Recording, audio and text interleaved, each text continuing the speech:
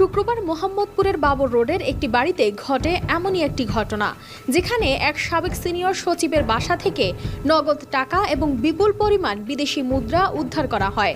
স্থানীয় সূত্রে জানা যায়, সপ্তাহব্যাপী তালাবদ্ধ থাকা দুটি বাসা, যেখানে প্রতিদিনই কিছু লোক গাড়িতে টাকা ভর্তি বস্তা নিয়ে আসা যাওয়া করছিল।